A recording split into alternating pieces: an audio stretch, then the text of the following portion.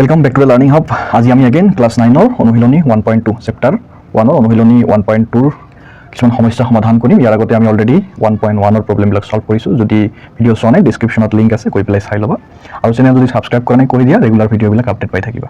ইয়াতে আমি 1 number question যদি চাওঁ, ইয়াতে কৈছে তলৰ উক্তিবিলাক সত্য নে অসত্য উল্লেখ কৰা, তোমাৰ উত্তৰৰ যথাৰ্থতা প্ৰতিপন্ন কৰা। তাৰমানে আমাক কিছুমান উক্তি দিছে 1 নম্বৰ প্ৰশ্নত, যেনেকুৱা 1 নম্বৰৰ 1ত দিছে প্ৰতিটো অপৰিমেয় সংখ্যাই বাস্তৱ সংখ্যা। প্ৰতিটো অপৰিমেয় সংখ্যাই বাস্তৱ সংখ্যা হয় নে নহয়, সত্য নে অসত্য, সত্য হ'লে সত্য, অসত্য হ'লে অসত্য লিখিব লাগিব। আৰু তাৰ লগতে কিয় অসত্য হয় বা কিয় সত্য হয় তাৰ কাৰণটো আমি লিখিব লাগিব। যথাৰ্থতা প্ৰতিপন্ন কৰিব দিছে, তাৰমানে তাৰ কাৰণটো লিখিব দিছে। এতিয়া এই উক্তিটোৰ সমাধান বিচাৰিবলৈ যাওঁতে আমি এগেইন মনত কৰিব লাগিব অনুশীলনী 1.1ত। অনুশীলনী 1.1ত আমি এটা পুখুৰী খান্দিছিলোঁ। এই পুখুৰীটো যদি মনত আছে তেতিয়াহ'লে তুমি এই গোটেইবিলাক অংক বুজাত সুবিধা হ'ব। আমি পুখুৰীটোৰ ভিতৰত প্ৰথমতে কি লিখিছিলোঁ, 1 2 3 এইবিলাক নাম্বাৰ লিখিছিলোঁ। এইবিলাক কি নম্বৰ হয়, একেবাৰে ভিতৰৰ সংখ্যাবিলাক হ'ল স্বাভাৱিক সংখ্যা, হয় নাই, স্বাভাৱিক সংখ্যা আছিলে। আৰু তাৰ বাহিৰৰ যিটো পুখুৰী আছিলে, পুখুৰীৰ ভিতৰত আমি পুখুৰী বনাইছিলোঁ, এইটো কি আছিলে, আমি পুখুৰীটো এগেইন কমপ্লিট কৰিলোঁ। একেবাৰে ভিতৰত কি আছিলে, স্বাভাৱিক সংখ্যা 1 2 3 4 এইবিলাক। তাৰপিছত পূৰ্ণ সংখ্যা, স্বাভাৱিক সংখ্যাৰ আগত 0 লগাই দিলে বাকীবিলাক হৈ যায় পূৰ্ণ সংখ্যা। তাৰপিছত আছিলে নেক্সট পুখুৰীটো আছিলে কি, অখণ্ড সংখ্যা। অখণ্ড সংখ্যা কোনবিলাক, নিগেটিভ, 0 আৰু পজিটিভ সংখ্যা লগ লাগি পেলাই অখণ্ড সংখ্যা হয়। তাৰ বাহিৰত আছিলে পৰিমেয় সংখ্যা, যিবিলাক ভগ্নাংশ আকাৰৰ নাম্বাৰ হয়, 1/2 3/2, এইবিলাক যিমান সংখ্যা আছে এইবিলাক হ'ল পৰিমেয় সংখ্যা। তাৰপিছত এইটো পুখুৰীত আমি আৰু এটা এড অন কৰিছোঁ, এইটো হ'ল অপৰিমেয় সংখ্যা। অপৰিমেয় সংখ্যা কোনবিলাক, যিবিলাক √2 √3 √4 এনেকুৱা, যিবিলাক ৰুটত থাকে, বৰ্গ মূলৰ যিটো চিন থাকে তাৰ ভিতৰৰ সংখ্যা যিবিলাক থাকে এইবিলাক হ'ল অপৰিমেয় সংখ্যা। এতিয়া প্ৰথমতে সকলোতকৈ ভিতৰত স্বাভাৱিক, তাৰ বাহিৰত পূৰ্ণ, অখণ্ড, পৰিমেয়, অপৰিমেয়। তাৰমানে আমি যদি বুজিবলৈ যাওঁ, অপৰিমেয় সংখ্যাৰ ভিতৰত পৰিমেয় আছে, অখণ্ড আছে, পূৰ্ণ আছে, স্বাভাৱিক আছে। ঠিক তেনেকৈ অখণ্ড সংখ্যাৰ ভিতৰত পূৰ্ণ সংখ্যা, স্বাভাৱিক সংখ্যা গোটেইবিলাক আছে। তাৰমানে বাহিৰৰ নামটো যিটো দেখিছা তাৰ ভিতৰৰ গোটেইবিলাক সংখ্যা, তাৰমানে বাহিৰৰ সংখ্যাবিলাকো হয়। কিন্তু স্বাভাৱিক সংখ্যা মানে পূৰ্ণ সংখ্যা নহয়, ভিতৰৰটো মানে বাহিৰৰটো নহয়। বুজি পোৱা গ'ল? তাৰমানে একেটা পুখুৰীৰ ভিতৰৰ বাকীবিলাক পুখুৰীৰ যিমান সংখ্যা আছে, যিমান মাছ আছে, সেইবিলাক এই পুখুৰীৰ মাছ হয় বুলি ধৰিব লাগিব। কিন্তু বাহিৰৰ পুখুৰীৰ মাছবিলাক ভিতৰৰ পুখুৰীৰ মাছ বুলি ধৰিলে ভুল হৈ যাব। এতিয়া এই বাহিৰৰ পুখুৰীটো মানে একেবাৰে শেষত কি আছে, অপৰিমেয় সংখ্যা। এই অপৰিমেয় সংখ্যা, পৰিমেয় সংখ্যাই গোটেইবিলাক মিলি পেলাই গোটেই সংখ্যাবিলাকৰ নাম হৈছে বাস্তৱ সংখ্যা। ঠিক আছে, এইবিলাক হৈ গ'ল বাস্তৱ সংখ্যা। তাৰমানে পৰিমেয়, অপৰিমেয়, পূৰ্ণ এই গোটেইবিলাক মিলি পেলাই হ'ল বাস্তৱ সংখ্যা।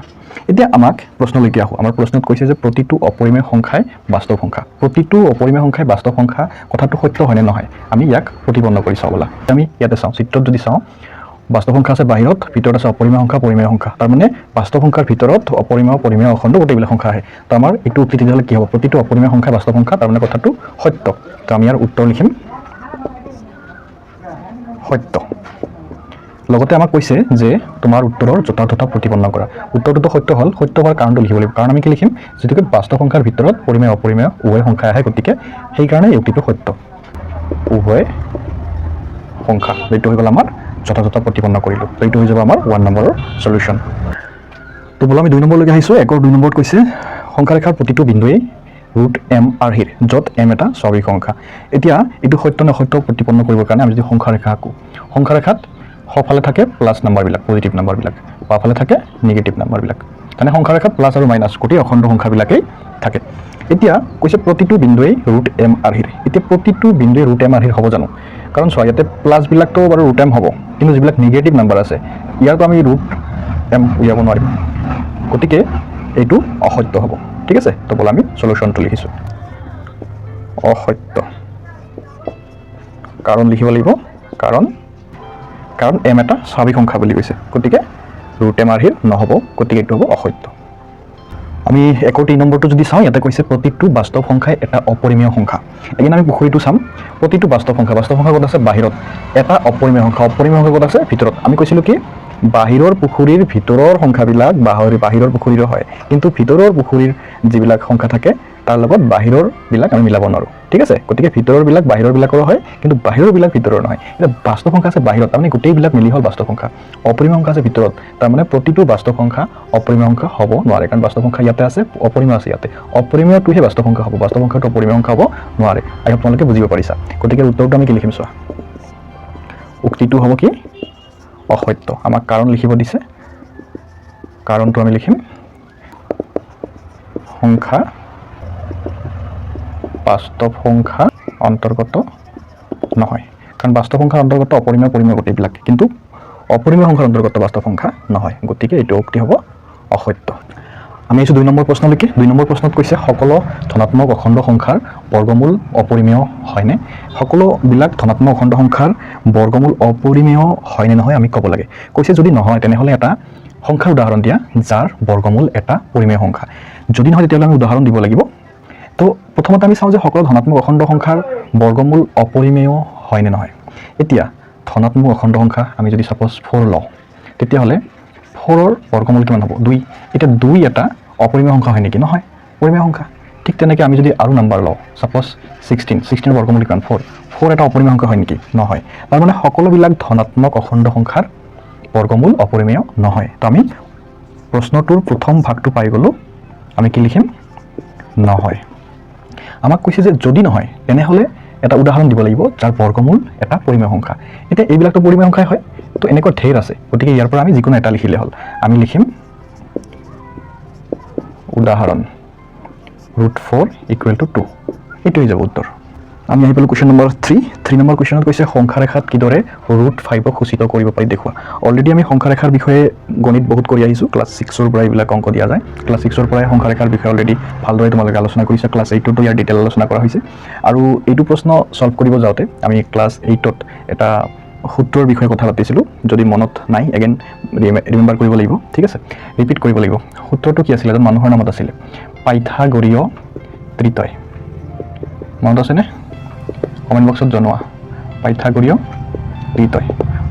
ত্ৰিতয় কি আছিলে যদি এনেকুৱা এটা সমকোণী ত্ৰিভুজ হয় তেতিয়াহ'লে সমকোণী ত্ৰিভুজটোৰ সাপোজ আমি যদি নাম দিওঁ এ বি চি তেতিয়াহ'লে ইয়াৰ এটা সূত্ৰ আছিলে পাইথাগোৰীয় ত্ৰিতয় মতে কি আছিলে অতিভুজৰ বৰ্গ মানে AC² = কি হয় ভূমি স্কোয়াৰ প্লাস উন্নতি স্কোয়াৰ তাৰ মানে AC² = AB² প্লাস BC² আমি ইয়াৰ মান যদি উলিয়াব লাগে তেতিয়াহ'লে এই দুটাৰ মান দিয়া থাকিলে আমি এইটোৰ মান উলিয়াব পাৰোঁ বা ইয়াৰ মান দিয়া থাকিলে আৰু ইয়াৰ এটাৰ মান দিয়া থাকিলে আমি আনটো মান উলিয়াব পাৰোঁ তো এইটো বিধি আমাক এগেইন এইটো প্ৰব্লেম সলভ কৰিবলৈ যাওঁতে লাগিব আমাক কৈছে সংখ্যা ৰেখাত কিদৰে আমি √5ক সূচিত কৰিব পাৰিম দেখুৱাব লাগে তো বলা আমি প্ৰব্লেমটো সলভ কৰোঁ এতিয়া আমি যদি এটা সংখ্যা ৰেখা আঁকো সাপোজ এইটো হৈ গ'ল এটা সংখ্যা ৰেখা তোমালোকে স্কেলেৰে আঁকিব ভালদৰে এতিয়া আমি সংখ্যা ৰেখাত পইণ্ট লৈছোঁ এইটো হ'ল 0 নেক্সট আমি লৈছোঁ 1 2 3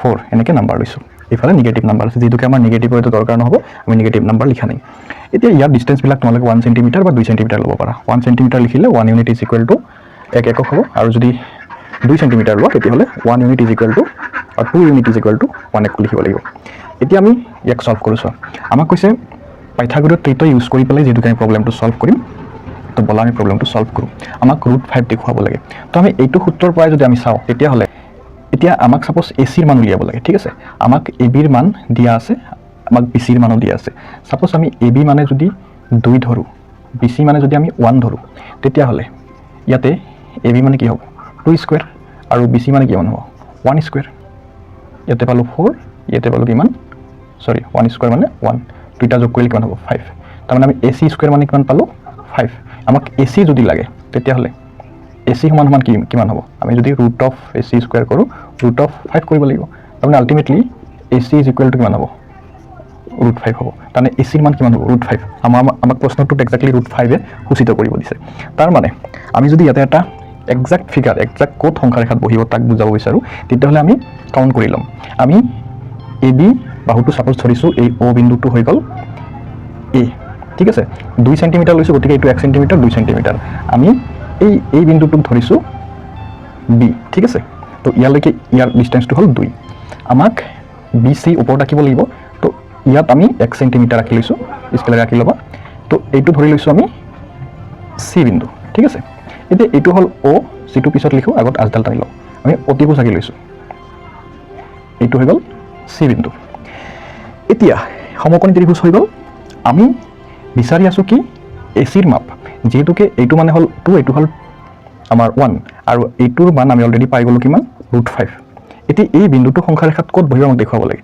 তাৰ কাৰণে কম্পাছ ল'বা কম্পাছৰ ভিতৰত পেঞ্চিল ভৰাই ল'বা আৰু লোৱাৰ পিছত কম্পাছৰ কাটাডাল ইয়াতে ধৰিবা O বিন্দুত ধৰি পেলাই ইয়ালৈকে পেঞ্চিলেৰে জুখি ল'বা ইয়াত কম্পাছ ধৰিবা ইয়ালৈকে পেঞ্চিল জুখি ল'বা লৈ যদি ইয়াৰ পৰা কম্পাছডাল ধৰি পেঞ্চিলেৰে এনেদৰে কাটি দিয়া তেতিয়াহ'লে ইমানমান ডিষ্টেঞ্চেৰে এইটো কাটি যাব। পেঞ্চিলেৰে যেতিয়া আঁকিবা তেতিয়া ফিগাৰটো আৰু ভাল হ'ব। এইটো জোখ লৈ পেলাই পেঞ্চিলেৰে যেতিয়া এনেকৈ কাটি দিবা, ইয়াৰ যোনটো বিন্দুত কাটিব এইটোৱে হৈ যাব তাৰমানে √5। এই বিন্দুটোৱে হৈ যাব √5। আমাক সংখ্যা ৰেখাত √5 সূচিত কৰিব পাৰে। কেনেকৈ দেখুৱাব লাগে আমি এনেকৈ দেখুৱালোঁ। তো আই হোপ তোমালোকে বুজি পাইছা। অনুশীলনীটোৰ আমি প্ৰব্লেমবিলাক সলভ কৰিলোঁ। কিবা কনফিউজন থাকিলে কমেণ্ট বক্সত গৈ পেলাই জনাবা। লাইক শ্বেয়াৰ কৰি পেলাই মৰম যাচিবা আৰু যদি চেনেল ছাবস্ক্ৰাইব কৰা নাই কৰি ল'বা।